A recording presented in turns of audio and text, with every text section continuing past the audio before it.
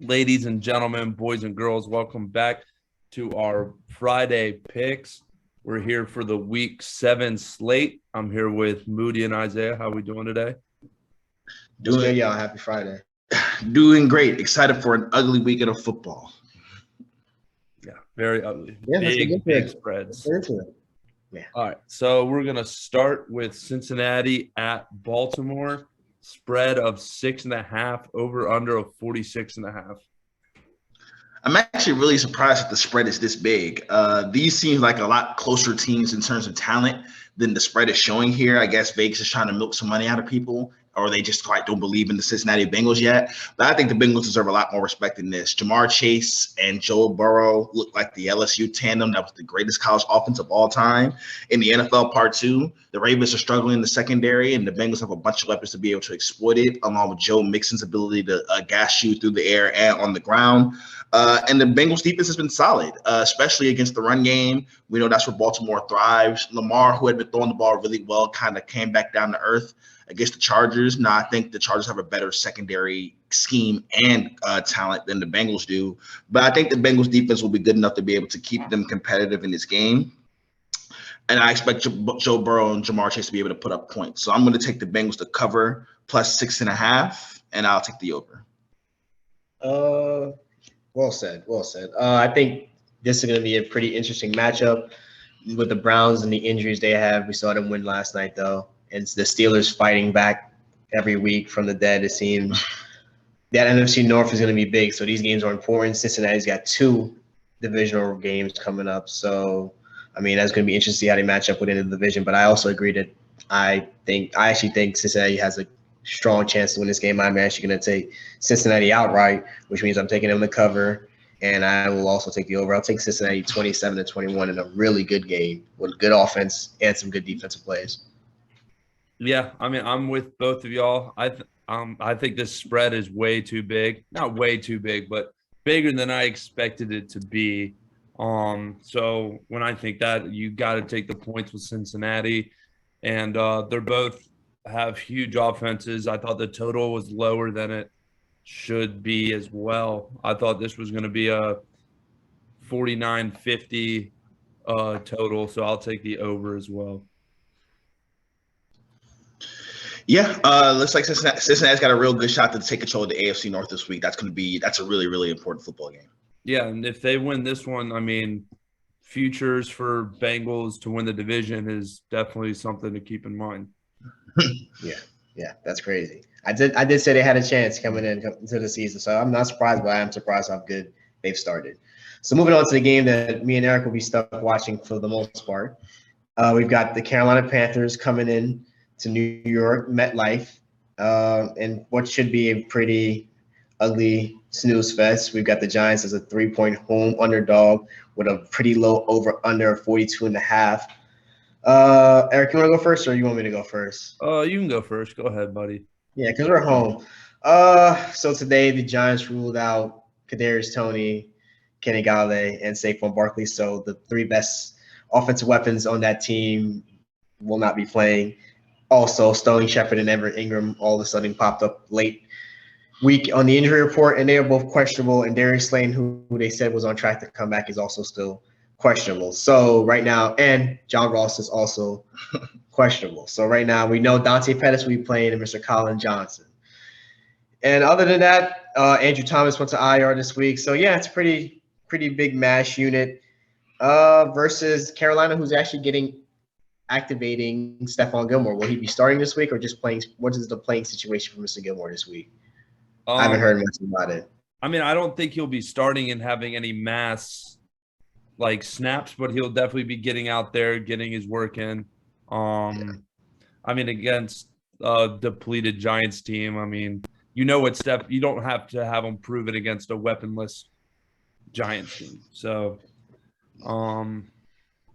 yeah, also Terrence Marshall's out with a concussion. Shaq Thompson's still out. What? No, this game, this is going to be pretty miserable. Yeah, probably. This is my lock of the week, honestly. You're locking it in? Yeah, because of the weapons that y'all are missing. I mean, I think our defense will be able to get back on track in this game. Yeah, Bleacher Report has it at 2.5. Let me see what does FanDuel have it at right now? +3. I got it at 3. Yeah. Okay. I'm gonna homer out and take the Giants 21-20, which is just a cover. This screams lose. Someone's getting heartbroken here in the season. Someone's season will be over by the end of this game. It's not at that point yet. Yeah, so it's going to come down to which quarterback's turning the ball over, Sam Darnold or Daniel Jones. And Daniel Jones is surprisingly doesn't do well at home. He's more of a road quarterback. Yeah, the Giants surprisingly, they've got the worst home record of the last 5 years or something like that.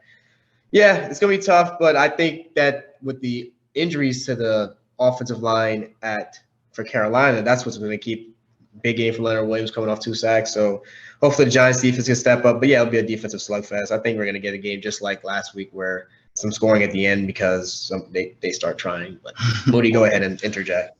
I'll take the over. I'll change mine to the over.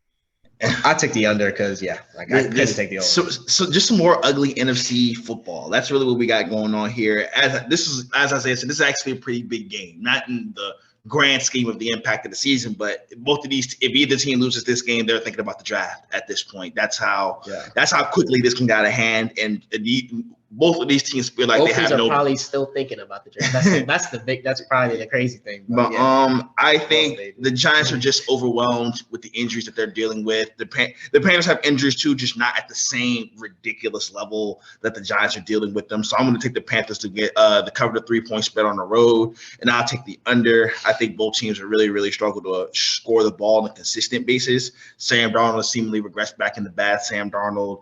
And then we know what's going on with the Giants offense and those injuries. So, yeah, Panthers -3 in the under. I'm sorry, everybody that has to get stuck. Only Giants and Carolina Panthers fans will be watching this game. Let's move on and try to take. What did you take, Moody? The under? Yeah. So I took the under as well and the Giants to cover, and you took the over and the Carolina Panthers to cover, and you locked it in. Oh yeah. Yeah. Is there any without a doubt? And Moody took. I took the Panthers in the under. All right, so something different. Three-way split all the way around. Let's move on to the next game. All right, so we have Washington football is going to Green Bay. -7.5 for Green Bay, over under 47.5. So this will be my lock of the week. I don't give Washington football team a chance of hell to walk in the Lambeau and leave in any sort of competitive manner. They're going to leave worse than the way they came in. Their defense is already struggling with confidence is going to get tortured by Aaron Rodgers. The Packers who just had David Bakhtiari get activated from IR for his practice window. It remains to be seen if he'll play this week, but offensive lineman reinforcements coming in. The Packers are way better. The Washington secondary struggles to defend. And Taylor Heineke can't score enough points in Green Bay to go win a football game there. So I'll take the Packers to cover the -7.5, and I'll take the over. Well said. Nothing more. Do you think Taylor Heineke with the Washington football team are going to, after Terry McLaurin was probably going to get shut down again this week against Jerry Alexander? He's been Alexander's on IR. He was not playing. Okay. Yeah. I think Green Bay's defense will flub up and Washington will fall into 21 points, but I'm going to take Green Bay 35, Washington football team 21, cover over. Aaron Rodgers will have a nice day where you'll start talking, hearing the MVP talk for Aaron Rodgers after this game probably. Yeah, I agree. I think the offense and Aaron Rodgers is too much for the Washington defense. Yeah, it's pretty easy. I'll also go over as well. Moody, you went over, right? Yeah, I went over. Okay. I'm just filling. Yeah, we all went over. I'm just three-way tie because I'm just filling in the chart as we go. So next we got Kansas City at Tennessee, which should be a pretty interesting game. Rematch of the AFC Championship game from 2 seasons ago. This is probably like the star highlight of the 1 o'clock window. Cincinnati and Baltimore has more stakes, but we all know this has stakes. This has stakes too, and we all know Derrick Henry, Ryan Tannehill, and those guys versus Patrick Mahomes, offensive fireworks. It's they're at Tennessee, right? Yeah. Yep. Tennessee. I think the one thing I'm actually surprised that Tennessee is a home dog at 4.5.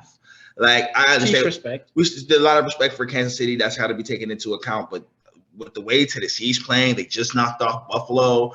Now they're going to go against a worse defense at their house with the way Derrick Henry's running. I smell danger for the Kansas City Chiefs this week, which is why I'm going to take Tennessee to cover the plus 4.5 at home. King Henry's going to run wild all over that defense. I don't see a scenario in which they stop it. But Tennessee's defense is also pretty abysmal too. So if Mahomes can avoid the turnovers somehow this week, if Tariq Hill, no, he's not playing. He's not playing. Hardman, or Tariq Hill just dropping the ball in the turnovers. If they can avoid that, the Chiefs can win the game. But I think the Tennessee offense will be too overwhelming for the Chiefs defense to deal with. I'll take the Titans to cover and the over. I'll take this as my lock of the week.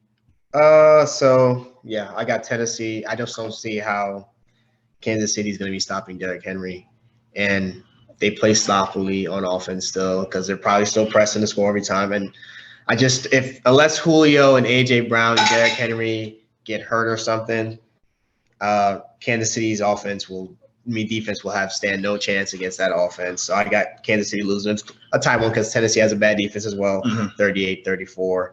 And so the over. Kansas City playing, hit the over.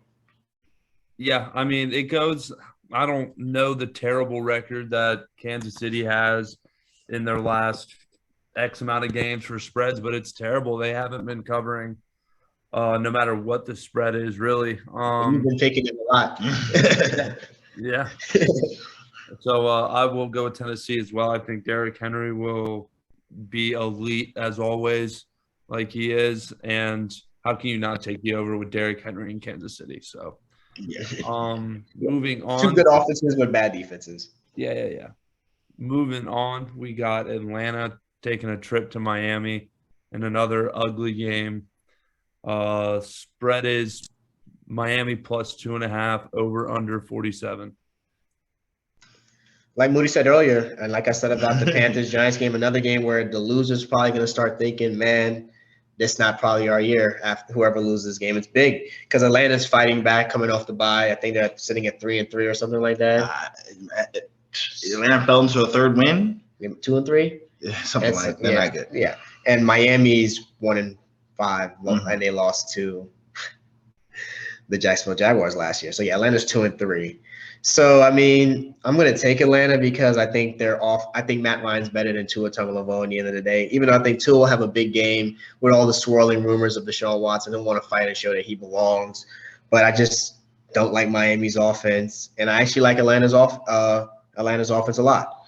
Atlanta's defense has not actually been the big putrid trash that people expected it to be. They get some stops every now and again. Dante Fowler is going to be out, which means that's a pass rush. You know how those things change things. But Miami's got a mash unit on defense. I think both corners will probably be out. They're questionable, but I'm pretty sure they'll both be out. And their third corner's out too. So I just don't see how Miami holds it together. And that seat gets really, really hot for Mr. Brian Flores in Miami, in my opinion. And this game. Yeah. The reason why I think I'm going to pick Atlanta too, and the reason why I'll take the over as well. Okay. The reason why is because I think there's just too much going on in Miami right now. Their coach is definitely about to enter the hot seat. The strength of their teams, the secondary, they're all hurt. And Tua's going to have in the back of the mind that no matter how good he plays, Deshaun Watson's probably on his way to replace him. So, yeah, I think with all the nonsense going on in Miami, Atlanta's just a team trying to scrape and claw and get the wins when they can. I expect them to be able to come out with a very business-like approach and take care of a team that they're probably a little bit better than just because of all the things that Miami's dealing with. And the better quarterback. As well. So I agree with Isaiah. I'll take Atlanta minus 2.5, and I'll take the over. I don't think either side will really struggle to score, but Atlanta will make more plays. Yeah, I went with 27-21 Atlanta. Do we know if Byron Jones and Xavier Howard are playing? Like, is the Dolphins? They're questionable, but it doesn't look good. If they're questionable, it doesn't look good. And Devontae Parker, it looks good for Devontae Parker. I was looking at it earlier, but it doesn't look good for Noah Iguodala either. And so it's tough if three corners aren't going to play for you, and especially when they're good corners. That health is the most important thing out of any. We do know Dante Fowler is out. Yeah, for Atlanta. So with those secondary injuries and not knowing if they're going to play on Friday, I will take the Falcons as well. I'll take the under though. Yeah, I mean, I think if Xavier Howard, Byron Jones were playing, that would help Miami vitally, and I would take them. But if I'm gonna presume they're out, and then Atlanta, and I'll take the under as well. Tough. And lastly, the last game of the 1 o'clock window. Who we got? The Jets traveling to New England. New England's -7, over under 42.5. Yeah, it's going to be more pain for Zach Wilson. He's already. He's going to get. He got two. What? Because did the Jets play last week? Yeah, No, they were they not in London. No, They were in a bye. They were in a bye. They were on London the week before. Zach Wilson's had 2 weeks to study the film, see what happened against New England last time. And unfortunately, this time it's going to be a whole different team. It's going to be a whole different defense he's going to see. He won't know, and it'll be worse. It'll probably be harder. He's going to go in there thinking, yeah, I'm prepared. I saw what he threw at me last time. I saw what he's been throwing at different defenses. I expect to see this, and Bill's going to show him something totally different, and it's going to look rough again. So I'm New England. New England's better than their record indicates. Are they? I think they're a little bit better. They're definitely better coached than their record indicates. They lost a lot of bad. They're at home today. This Sunday, I expect them to finally get their first home win of the season and cover the spread pretty comfortably. So I'll take New England -7 at home against a rookie quarterback who that's the only team New England beat at this point, and I'll take the under. No, they beat Davis Mills and the Houston Texans. Yeah, that's yeah. So what else are we gonna say? Did you see Zach Wilson against New England a couple weeks ago? I expect to see the same thing again. He'll struggle because Bill Belichick knows every single defense known to man, and Zach Wilson probably knows every defense a high school football player knows. He definitely don't know Bill Belichick defense compared to him. So I'll take New England 35-3. I'd be surprised if the Jets fall into the end zone. Damn. And that's the under because I don't see the Jets. I don't see the Jets carrying the weight to get to under. Yeah, I mean, we're all in agreement on both sides here. New England, I mean, Bill Belichick and rookie quarterbacks, and I think it'll be hard for them to get them. The Jets need to get a certain number that I don't think they're going to get to hit this over. So, it's called 7. Well. It's called 7. The line's 42. Will the Jets score a touchdown? That's literally what the line's telling you. Because you don't think New England's going to be like, oh, if even if New England blows them out, they won't be putting up 40 by themselves. But the lines tell you, do you think the Jets will get in the end zone? No. Hey, quick question. So, more pick sixes for the Jets or more touchdowns? More touchdowns. Definitely I'm taking the pick sixes. New England, it'll be zero for both. You can't. Next game. The 4 o'clock window is going to be fun to laugh at some people here. All right, so we'll start in LA where Detroit is visiting the Rams. The Rams are a 16.5-point favorite, over under 50.5. We're getting to college football spreads now. As I was telling Lee earlier this week, it would be poetic justice if Jared Goff got his first career win against the one person he's never won a game without. But that's not going to happen on Sunday. I thoroughly expect the Rams defensive players to be fired up to beat up on Jared Goff, and I thoroughly expect Sean McVay to fire up his defense to be ready to beat up Jared Goff, and I thoroughly expect Matthew Stafford to be fired up to finally beat up, know what it's like to beat up on the Detroit Lions. So I got LA 45, Rams 7, easy. They're gonna cover anything. Yeah. So when I write down my spreads, I usually write down the team and the number. I just wrote down the team for this one. It didn't matter what the spread was for the LA Rams. It's like you want to call it the Jared Goff revenge game. That's what we want to call it. But it's the Matthew Stafford revenge game. It's the Sean McVay revenge game. The Aaron Donald revenge game. And it's just unfortunate for Detroit. They're walking it to and their whole they don't this is gonna get real ugly, and it's gonna get real ugly right away. I expect the Rams to run up the scoreboard at every opportunity they get to really McVay can apologize all he wants. He looking forward to doing the Lions dismembering. So yeah, I'll take the Rams to cover whatever the spread number is. I don't really need to hear it again, and I'll take the over because the Rams will do the Rams can either do it by themselves or the Lions can backdoor their way to a couple of touchdowns when it's way to no over. Cover though. Not to no cover. No cover guys this week. Yeah, I agree. I've bet on the Lions spot on all year, and this is just not the spot. This is not the spot. I've been doing the same. Like, yeah. Yeah, this ain't it, Chief. You're not that guy. That guy, but I'll also take the over as well. The Rams might do it by themselves. But not really. They'll need the Lions to score. to fall into the end zone. And I believe the Lions can, unlike the Jets, I believe the Lions can fall into the end zone at some point. So let's move to Las Vegas, where the Eagles are taking a visit. Raiders are -3, over under 48.5. I think we're going to find out how long the coach's bump can really continue for the Vegas Raiders after what they went through with Gruden. Great win last week against a spiraling, to say the least, Denver Broncos team, who's probably going to have. We watched them last night. I said to say the least, and they're probably going to have that. Big Fangio is probably not going to last too much longer. But for the Raiders are solid. They're not great. They're not bad either. They're just a solid football team. Derek Carr still playing really good football. Not bad. Not great, not bad.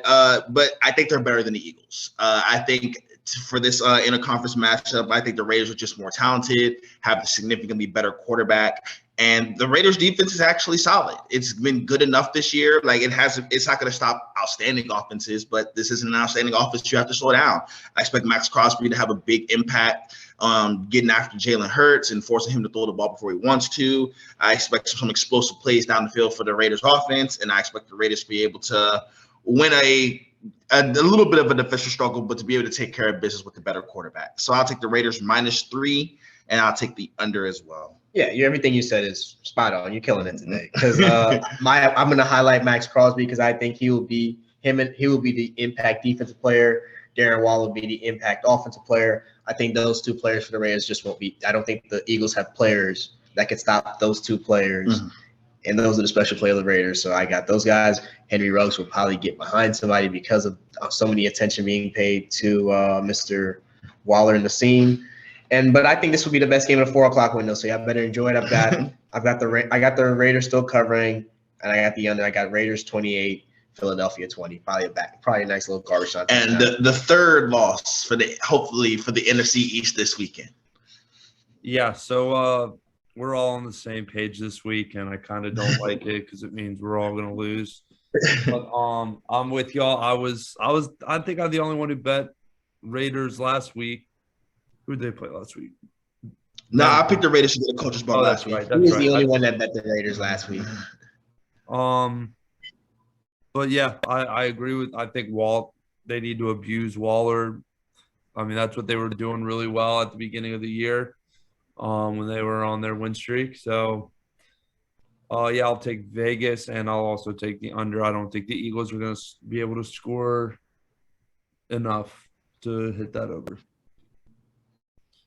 Moving on to another shit pump, I'm guessing. Chicago taking a visit to Tampa Bay. Tom Brady's going to have his way, do what he wants, like usual. So Tampa Bay and the over for me. There's nothing much more to say about this game. I actually disagree, Eric. I think this is going to be the best game of the 4 o'clock window.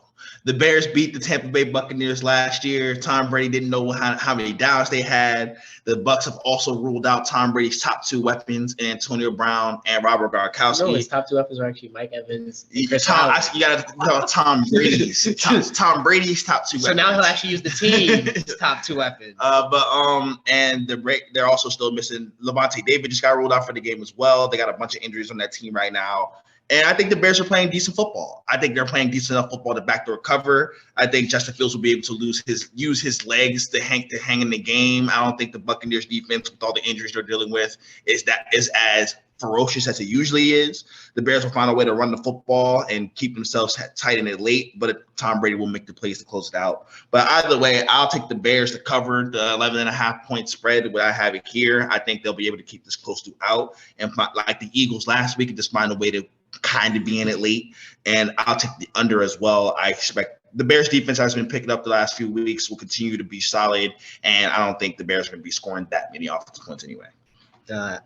He's tripping. He's giving us free points and a chance to catch up here.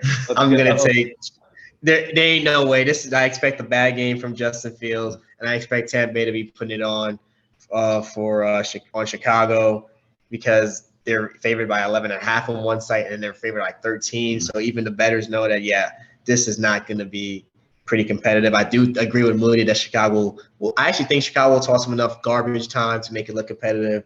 But I'm going to take Tampa Bay 31, Chicago 17. So that's the cover for 11.5 and 13. And this is also the over. I just don't see Chicago having anything for that offense. And I think this is going to be a pretty big game from Tampa Bay's defense, even though they've rolled out a lot of players. Yeah, I mean, Tom Brady's the GOAT. There's nothing. Oh, I didn't say that now. Just because I got a good matchup, he's the GOAT. Moving on to another ugly game. Houston taking a trip to Arizona. The spread is 18, and the over-under is 47.5. It seems like whatever I pick Houston to do, they're going to do the opposite. So I really don't. I really don't know how to go with that. But this is another one where I didn't put I didn't put the number down. I just put the team name, and that's what I think. Arizona, like this, as bad as the revenge game is for Matthew Stafford and Jared Goff is for Detroit, I think it's 10 times more for DeAndre Hopkins against Houston. That actually got ugly. Like the Stafford Jared Goff one wasn't ugly. This one got a little bit ugly. And what you mean? Sean McVay was throwing Jared Goff under the Sean McVay. Everyone throws Jared Goff under the bus, as you can see. That's commonplace for head coaches. If you're a head coach, you throw Jared Goff under the bus. That's just what you do. But you with the DeAndre Hopkins, the Bill O'Brien thing, Deshaun Watson still plays for the Texans. I guarantee you he'll be in the building for this one. This will be the first time we see him, so he can go hug his old friend and be like, "I miss you." So, but it doesn't matter. The Cardinals are way better than the Houston Texans are. And the Texans, even with any sort of competitive hopefulness, lost to when Larry McTunsil went on IR with the bad thumb. So Arizona is going to go to 7-0 by dog walking the Houston Texans, and I'll take the over because I think Arizona will hit it by themselves. I agree thoroughly on your assessment. Arizona, I've got Arizona 35. Houston 7, so that's an under because I think Arizona, I think big game from DeAndre Hopkins, big game from J.J. Watt, but every now and again, Arizona goes on stretches where they just don't look good and their offense goes quiet because they're so explosive when they're going off. So, yeah, I think they'll blow them out because I don't think Houston will do anything all day. I think J.J. Watt will have a dominant game. He'll look like former defensive player of the year, J.J. Watt on Sunday. And I expect DeAndre Hopkins to have a dominant game. And that's just those two guys alone and their hatred for the Houston Texans organization will cause this to be a blowout. Eric, go ahead, but I'll take the under. Yeah, I agree with everything Isaiah said and Moody. I mean, this is going to be ugly for the Houston Texans. It's unfortunate that it has to happen to them, but it needs to get done. They deserve it. Yeah, they deserve it. Detroit and Houston deserve it. This is a team that deserves what they got coming to them this weekend. But I'll also take the under because I don't think Houston is going to score anything. So you're hoping for Arizona to hit it. I can see Arizona hitting 47. Scoring 47 by themselves. I can see it. So let's. Is this the next one Sunday Night Football? Yeah, it's a Sunday Night Football game. I didn't even think I keep forgetting that this is the Sunday Night Football game. Because that's how disappointing it is for this to be the Sunday Night Football game. Yeah, so for Sunday Night Football game, we got the Colts going to San Francisco. San Francisco is a 4.5-point favorite, over under 42.5.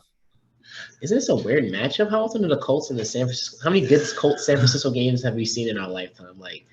Not so. What is it? 2020. So 2017 would have been the last time they played each other. The Niners were terrible. The Niners have been so irrelevant. 2013, the time before that, the Niners were good, but the Colts were terrible. So yeah, it doesn't really happen that often. Yeah, never really any good games have been so bad for the past few years. Post Peyton Manning, because that's when post that era they've both been pretty bad. So yeah, I mean this is Sunday Night Football. It's disappointing. It's better than last week. Yeah, it's. Because last week was a snooze fest. But when can they start flexing games? Like week 15. That's not coming until December. Put playoff when you could put playoff type games in the slot instead. Over under 42.5 says it all really. And I'm just gonna pick. I went with the Colts because I think they're healthier, and I think their defensive coaching is better, and their defensive personnel is better. I think they'll have the defenders to stop San Francisco more than the defenders San Francisco have to stop the Colts. So, but I took the Colts 24-17. So I took them to cover, and I took the under. And I took the Colts too. That's only because I saw that Trent Williams is doubtful for this week. I picked it and then that popped up, and then I felt better about myself. I was probably leaning a little bit towards San Fran, and then I saw no Trent Williams. And that's like, and they're starting a first start player. That's really rough to lose your premier left tackle going to this game. Right over that. Jimmy Garoppolo's going to start coming off that calf strain, and Trey Lance is nowhere to be found this week. He's got a knee thing that he's not going to play. The 4.5 points, I think the Colts will be able to cover that. I think at this point, they're probably the better football team just because of what San Francisco is dealing with. But this game could go either way. I think these are pretty evenly matched teams. But I'll take the Colts to cover the plus 4.5, and I'll take the under. I think these defenses will make life hard on these offenses. Like I said, the Colts will be okay. The schedule would soften up. Get them back to 500 if they get a win here. San Francisco is also a lot worse than we were expecting them to be, probably. Oh, yeah. I mean, I don't feel safe with laying 4 with either one of these teams against the under. So that means take the underdog. I'll take the points with Indianapolis. 42.5. I'll go under that. I just think this is football. Have we been consensus on the last 4 games, with the exception of the Chicago, and did we all pick the same for Las Vegas, the under? I think someone took I took the under for Vegas. Oh, yeah. So except for that, Chicago. We both took the under in Arizona. I took the Rudy took the under in Tampa Bay's game. We took the over, Isaiah. Yeah. Mm-hmm. But we're in consensus about the winners. So yeah. Oh, man. Well, that tells you what's at. Some upsets gonna happen somewhere. Hopefully. The NFL will find a way to make this week will be interesting somehow, some way. Yeah, Tennessee versus Kansas City and all the score. You're like, there you go. Are you not entertained? Let's wrap this up with the last game. So we got going New Orleans heading to Seattle. Some Jameis Winston versus Gino Smith action. Seattle is plus 4.5, over under 42.5. More ugly, disappointing primetime football matchups. It's just Russell's hurt. This could have been interesting if both teams were fully healthy going into it, but they're not. The Saints are going to get some guys back, but not Michael Thomas, obviously. And the Seahawks, Russell Wilson's now walking through the door. These are 2 football teams that are kind of like in the tier 3 of the NFC. Fighting for that final couple wild card spots. Not quite not a guaranteed. Minnesota will have their eyes to this. Yeah, so this is a nice little mid-tier tiebreaker for the NFC. That's really all it is. I don't expect a very fun and exciting football game, but it's going to be on Monday Night Football, so everybody's going to be tuning in to see it. I think Seattle at home shouldn't be a dog to the New Orleans Saints. I don't respect the New Orleans Saints that much either. So I'll take the Seahawks to cover the plus 4.5 at home. Geno Smith, not great, but has looked solid enough in that offense, arguably. And he still got Metcalf and Tyler Lockett and those guys to go make plays for him.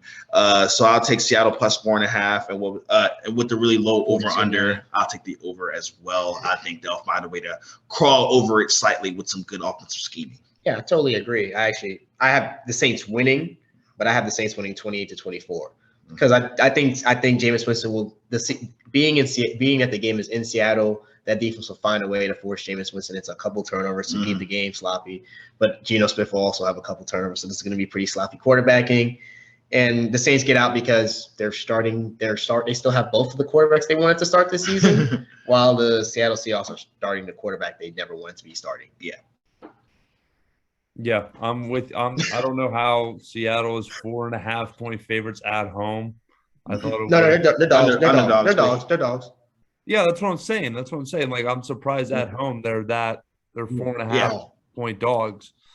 So I'm gonna take Seattle as well. I was surprised with how low it was. I thought it would have been like 45 or 46. So I'll take the over as well. Because even the Seahawks game hit the over because it was 23-20. Yeah. It would have hit a 42.5 over. Like, just because Tyler Lockett and DK Metcalf are out there. There's enough Kamara. There's enough offensive talent in this game to find 4 touchdowns or something like that. Yeah, just Kamara can go off for as well. Like there's still weapons on the field. But not looking forward to it. Just not looking forward to it. I would fade. Fade a lot of it. All right, bowl predictions. I got a big bowl one. Derrick Henry goes for 300 yards. Yeah, damn it. I had the exact same. Yeah.